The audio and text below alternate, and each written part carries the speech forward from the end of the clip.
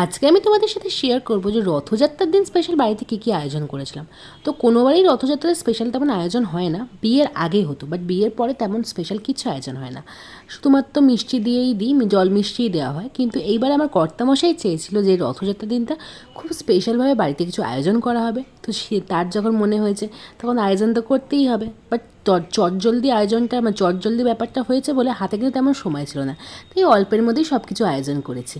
তো প্রথমেই সকালবেলা আমার ইচ্ছা হলো যে রাধারানীকে আর লাড্ডু গোপালকে ভালো করে চন্দন মাখিয়ে স্নান করাবো। তো সেই মতো আমি ভালো করে চন্দন মাখিয়ে নিয়েছি। তারপর চন্দন মাখিয়ে আমি স্নান কিন্তু ভালো করে করিয়ে নিয়েছি। তারপর সকালবেলা ভোগ পরিবেশন করেছিলাম, খুব সামান্য পরিমাণে রান্নাবান্না করেছিলাম হচ্ছে খিচুড়ি, তার সাথে ছিল আলু ভাজা, তার সাথে ছিল হচ্ছে কাঁকরোল ভাজা, ছিল পাঁপড় ভাজা, ঢ্যাঁড়স ভাজা। এই সামান্য ভোগটুকুই আমি সকালবেলা করে দিয়েছিলাম। তো আরও অনেক কিছু সত্যি কথা বলতে গেলে করার ইচ্ছা ছিল, কিন্তু আমার কাছে এইটুকুই ছিল মানে করার মতো। তো সেই মতনই হালকা মানে সেই মতনই করা হয়েছে।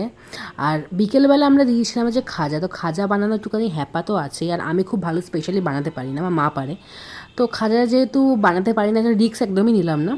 তো বাইরে থেকেই খাজা নিয়ে এলাম এবং সেই বিকেলবেলা খাজাটাই ভোগ হিসেবে দিয়েছিলাম। রথযাত্রা স্পেশাল আমরা খাজা খেয়েছি, পাঁপড় ভাজা খেয়েছি, তেমনি ভগবানকেও কিন্তু ভোগ হিসেবে খাজা আর পাঁপড় ভাজা দিয়েছি। তো সবাইকে শুভ রথযাত্রা, সবাই খুব ভালো থেকো।